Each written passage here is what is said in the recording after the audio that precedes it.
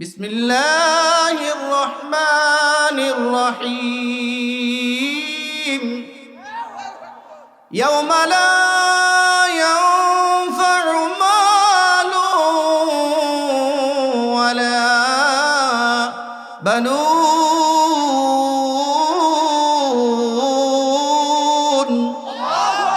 আল্লাহ তাআলা বলেন, কিয়ামতের দিন আপনার কোনো সম্পদ, আপনার কোনো সন্তান, আপনার যাররা পরিমাণ কোনো ফায়দায় দিবে না, কোনো কাজে আসবে না।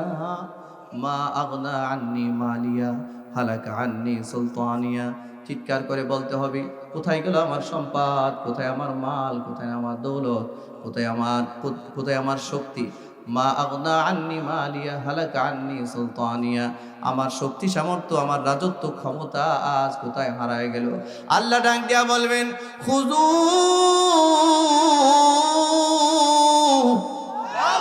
ফেরেশতারা বলবেন, ধর ধর ওরে, ফাগুল্লু, শক্ত করে বাঁধ, সুম্মাল জাহিম সাল্লু, জাহান্নামীটা মেরে ফেলে দে। সুম্মা ফি সিলসিলাতিন দারউহা সাবউনা যিরাআন ফাসলুকু। 70 হাত লম্বা জাহান্নামের একটা শিকল দিয়া এই অপরাধীর পেঁচানো হবে। বাবা রেখে যাওয়া সম্পত্তিতে সুষম বন্টন হচ্ছে। বাবা যা রেখে গেছেন 2 বোন পাবে 1 ভাইয়ের সমান সম্পদ, ঠিক কিনা? এটা দিয়া দেওয়া হবে, দিতে হবে আপনার। যদি দিতে না পারেন, অসচ্ছল হন, বোনকে ডেকে এনে বললে আপনি মাপ পাবেন। আর না হয় অন্যের হক মাথায় নিয়ে আপনি মরে গেলেন। বুড়া চাচা, সন্তানরা বলে কাজ করা লাগবে না, চাচা খালি কাজ করে, সারাদিন টুকটুক করে, কোদাল একটা লইয়া, নালে কুড়াল একটা, নালে দা একটা নিয়ে বাড়ির চারপাশে ঘোরায়। এনি গিয়া ডাল কাটে, হেনি গিয়ে এইটা করে, ওইটা করে, মাটি গোড়া।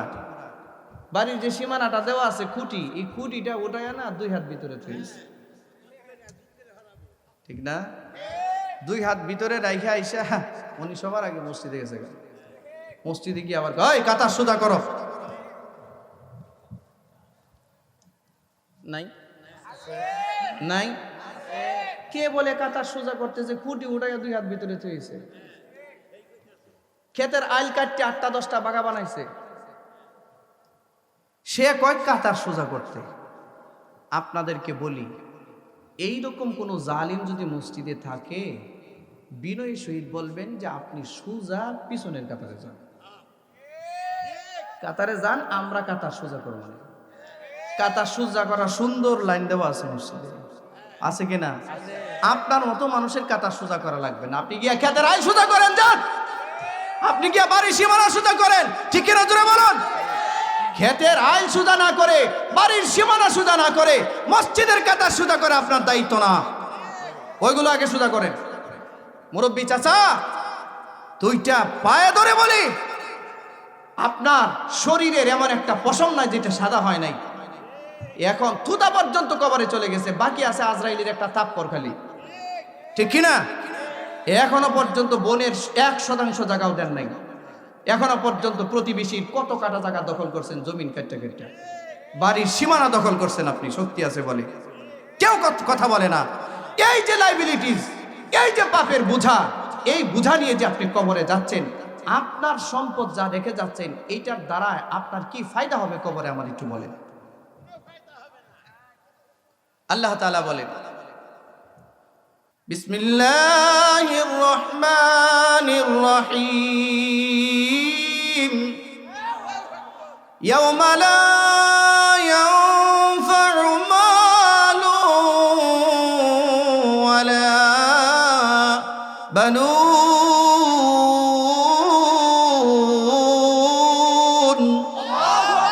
আল্লাহ তাআলা বলেন, কিয়ামতের দিন আপনার কোনো সম্পদ, আপনার কোনো সন্তান, আপনার যাররা পরিমাণ কোনো ফায়দায় দিবে না, কোনো কাজে আসবে না।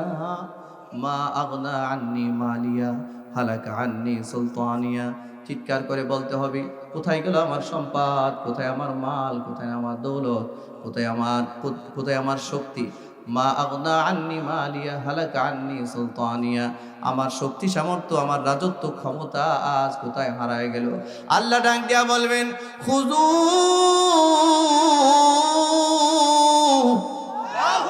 ফেরেশতারা বলবেন, ধর ধর ওরে, ফাগুল্লু, শক্ত করে বাঁধ, সুম্মাল জাহিম সাল্লু, জাহান্নামীটা মেরে ফেলে দে। সুম্মা ফি সিলসিলাতিন দারউহা সাবউনা যিরাআন ফাসলুকু, 70 হাত লম্বা জাহান্নামের একটা শিকল দিয়া এই অপরাধীরে পেঁচানো হবে। 70 হাত, সাবা জিরাআন বলা হয় হাতকে। সুম্মা ফি সিলসিলাতিন, আল্লাহ তাআলা বলেন, আমি রব বলছি, এ বান্দা, খুযুহু ফাগুল্লুহু সুম্মাল জাহিমা সাল্লু সুম্মা ফি সিলসিলাতিন যারউহা সাবউনা যিরাআন ফাসলুকু, 70 গজ লম্বা আগুনের শিকল, 70 হাত লম্বা আগুনের শিকল দিয়া তাকে বেঁধে জাহান্নামে নিক্ষেপ করা হবে। আল্লাহ বলে দিয়েছে। আল্লাহ আপনি হেফাজত করেন, বলেন আমিন। ভাইরা আমার, নবী বলেন, লা ইয়াদখুলুল জান্নাতা কাতি', যে লোক আত্মীয়তার বন্ধন ছিন্ন করে দিয়েছে এই লোক জান্নাতে যেতে পারবে না। হুজুর হাদিস ঠিক আছে কিনা?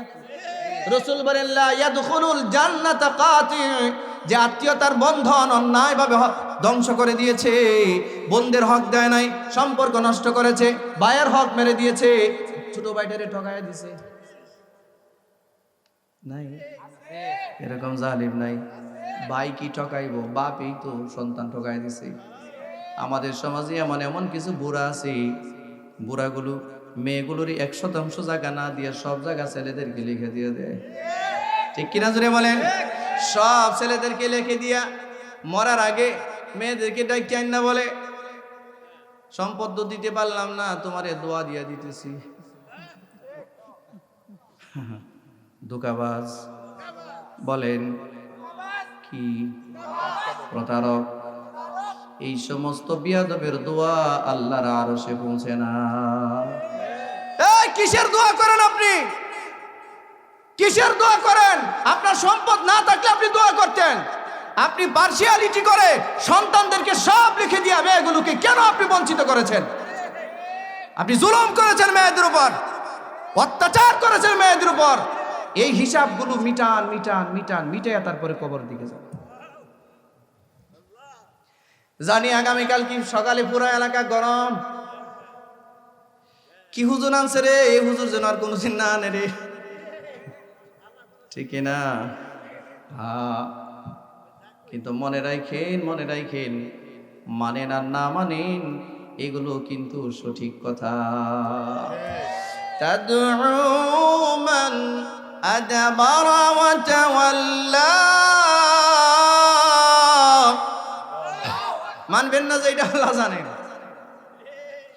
ইউবাসসারুনহুম ইয়াওয়াদ্দুল মুজরিমু লাউ ইফতাদি মিন আযাবি ইয়াউমিইদিন বিবানিহি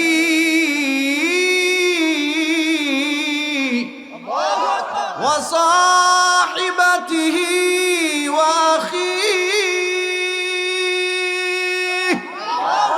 ওয়া ফাসিলাতিহি আল্লাতী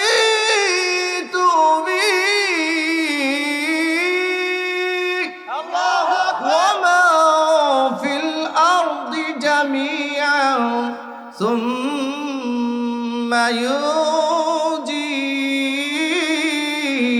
ينجيه كلا إنها لظى نزاعة للشوى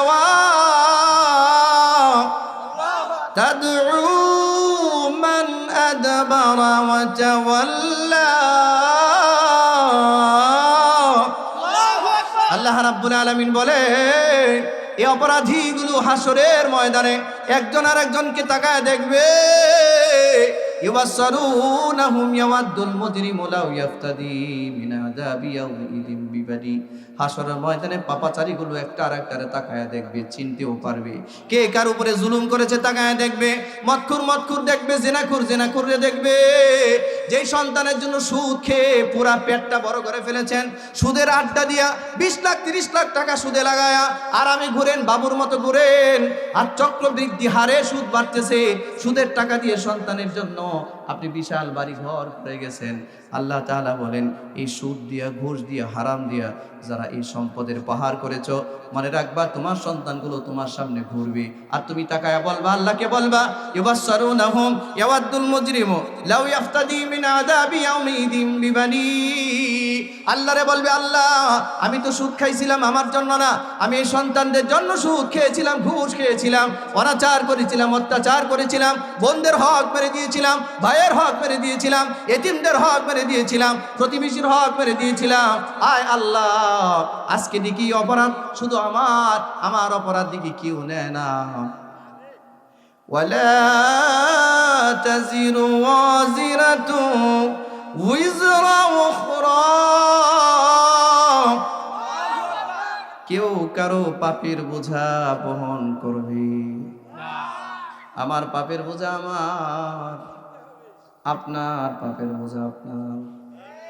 আমারটা আমার বিবি কোনোদিন নিবে না, আমার সন্তান কোনোদিন নিবে না। সুতরাং হারাম পথে সম্পদ রেখে যাওয়া এটা বোকামি ছাড়া কিছু না, নির্বুদ্ধিতা ছাড়া আর কিচ্ছু না। ঠিক কিনা জোরে বলুন। আল্লাহ বলেন ইউবাসসারুনাহুম ইয়াওয়াদ্দুল মুজরিমু লাউ ইয়াফতাদি মিন আযাবি ইয়াউমিদিন বিবানি। আল্লাহরে বলবে, আল্লাহ এই সন্তানগুলোরে আমার বদলায় জাহান্নামে নেন, আমারে মুক্ত করেন। হবে হবে এ ভাই, আমার বাচ্চার উপরে দিয়া কেমনে আমি মুক্তি পাবো বলেন? এটা দুনিয়ার ঘুষখোর আদালত মনে করছেন নাকি? নামে নামে মিললে নিরাপরাধ রে ফাঁসিতে ঝুলাইয়া দেয়। এই দেশে এমন এক তামাশার বিচার আছে, লক্ষ লক্ষ হাজার হাজার নিরাপরাধী মানুষ জেলখানায় পড়ে মরতেছি, আর খুনি, সন্ত্রাসী, জেনাখোর, বেবিচার, সেঞ্চুরি করা সন্ত্রাস বাইরে বুক ফুলাইয়া ঘুরতেছে। হায় রে বিচার! এই বিচারকদের বিচার একদিন হবে কি হবে না জুড়ে বলেন? হাত উঠায় জুড়ে বলেন, হবে কি হবে না? আল্লাহ বলেন আলাইসাল্লাহু বিআহকামিল হাকিমিন। বিচারকদের মধ্যে শ্রেষ্ঠ বিচারক কে? আরে আল্লাহর আদালতে কেউ কারো ব্যাপারে পার্সিয়ালিটি করার কোনো ব্যবস্থা নাই, দুতিয়ালি করার কোনো ব্যবস্থা নাই। আল্লাহকে বলবে, আল্লাহ আমার সন্তানগুলোকে জাহান্নামে নেন, আমারে মুক্ত করেন। আল্লাহ কোনো আওয়াজ দিবেন না। এরপরে আবার বলবেন ও সাহিবাতিহি, আল্লাহ আমার বউটার জন্য, বউরে 20 ভরি স্বর্ণ কিনে দেওয়ার জন্য আমি সুদ খাইছিলাম, ঘুষ খাইছিলাম। আল্লাহ আজকে দেখি আমার বউ আমার সামনে আছে, আল্লাহ আমার বউরে জাহান্নামে পাঠান, আমার স্ত্রীকে জাহান্নামে পাঠান, আমারে মুক্ত করেন। আল্লাহ কোনো উত্তর দিবে না। ফিদিয়া বুঝেন, মুক্তিপণ, সে মুক্তিপণ দিতে দেবে। লাউ ইয়াফতাদি মিন আযাবি ইয়াউমিদিন বিবানি, জাহান্নাম থেকে মুক্তির জন্য তার সন্তানদেরকে, আল্লাহ আমার সন্তানগুলোকে জাহান্নামে পাঠান, আমাকে মুক্ত করেন। আল্লাহ আমার বিবিরে জাহান্নামে পাঠান, আমাকে মুক্ত করেন। আল্লাহ কোনো আওয়াজ দিবেন না। এরপরে আবারও বলবেন ওয়াখি, 3 নম্বরে বলবেন, আল্লাহ আমার ভাই বেড়াদের যারা আছে এদেরকে আমার বদলায় জাহান্নামে পাঠান, আমারে মুক্তি দেন। লাভ হবে না, আল্লাহ কোনো উত্তর দিবেন না। 4 নম্বরে বলবেন ফাসিলাতিহি আল্লাতী তুবি, আল্লাহ আমারে যারা আশ্রয় দিয়েছিল, আমাকে যারা নিরাপত্তা দিয়েছিল, আমার জ্ঞাতি গোষ্ঠী আত্মীয় স্বজন সব জাহান্নামে নিয়ে যান, আমাকে মুক্তি দেন। আল্লাহ কোনো উত্তর দিবেন না, পাগল হয়ে যাবে। 5 নম্বরে বলবে, আল্লাহ ওমান ফিল আরদি জামিআ, আল্লাহ সারা দুনিয়ার সব মানুষ জাহান্নামে নিয়ে যান, সারা পৃথিবীতে সব মানুষ, আদম নবী থেকে শুরু করে শেষ মানুষটা পর্যন্ত হাসরের মাঠে যা আছে সব জাহান্নামে নিয়ে যান। সুম্মা ইউজি, তাও আমারে বাঁচান, হুজুর আয়াত ঠিক আছে নি? ঠিক আছে কিনা? তর্জমা ঠিক আছে কিনা? ও বন্ধু, রব্বুল আলামিন বলেন সুম্মা ইউনজি, তা বলবি আল্লাহ আমারে রক্ষা করেন। এবার 5 নম্বরে আল্লাহ উত্তর দিয়া বলবেন কাল্লা কাল্লা কাল্লা, এই কখনো এটা সম্ভব নয়, কখনো এটা সম্ভব নয়। এটা আমার আদালত, আমার আদালত। এটা আদালতে কিবরিয়া, এটা হাইকোর্ট না, এটা তোদের সুপ্রিম কোর্ট না, তোদের ভণ্ডামির জজ না, তোদের ভণ্ডামির বিচারালয় নয়, তোদের পক্ষপাতিত্বের বিচারালয় নয়, এইটা ইনসাফগার আহকামুল হাকিমিনের বিচারালয়। কেউ কারো পাপ নিবে না। দেখ ইন্নাহা লাযা, এই তাকায় দেখ, এই যে প্রজ্বলিত অগ্নিশিখা, এই যে আগুন, দেখ তোর জন্য কি অপেক্ষা করতেছে। নাজ্জাতাল লিশাওয়া, এমন ভাবে পেঁচায়া ধরবে কোনদিন ছুটতে পারবে না। আগুনে লেলিহান শিখা তারে গ্রাস করে ফেলবে। আর জাহান্নামের আগুন তখন তার একটা আহ্বান করবে, ডাক দিবে, তাদউ মান আদবারা ওয়া তাওয়াল্লা। আল্লাহু আকবার। জাহান্নামের আগুন ডাক দিয়া বলবে, তাদউ, এদিকে আয়, আয় এদিকে আয়, ডাকবে, আয় এদিকে। মান আদবারা ওয়া তাওয়াল্লা। তাফসীর মাহফিলগুলোতে আলেমরা বলতো, সুদ খাইস না, ঘুষ খাইস না, জমি দখল করিস না, বোনের হক মারিস না, আত্মীয় স্বজনের সাথে সম্পর্ক ছিন্ন করিস না, মদ খাইস না, গাঞ্জা খাইস না, দুনিয়ার গুনার কাজ করিস না। জুমার খুতবায় 1000 বার শুনেছিলি, মাহফিলগুলোতে 1000 বার শুনেছিলি, একটা দিনেও মানুষ নাই আদবারা ওয়া তাওয়াল্লা। তুমি আরো গর্ব করে, অহংকার করে, মুখ ফিরাইয়া, পিঠ ফিরাইয়া তুমি চলে যেতে। কে ভাই? হ্যাঁ, বন্ধের হক শূন্য উচ্চ জায়গা, বন্ধের হক দিতে দিব, দৌড় মারছে, ভাল লাগে নাই, মজা লাগে নাই। হ্যাঁ, হক দিবেও না, শুনবেও না। অপেক্ষা করো, তুমি অপেক্ষা করো, অপেক্ষা করো, ওই দিনের জন্য অপেক্ষা করো। ওয়াকিফুহুম ইন্নাহুম মাসউলুন।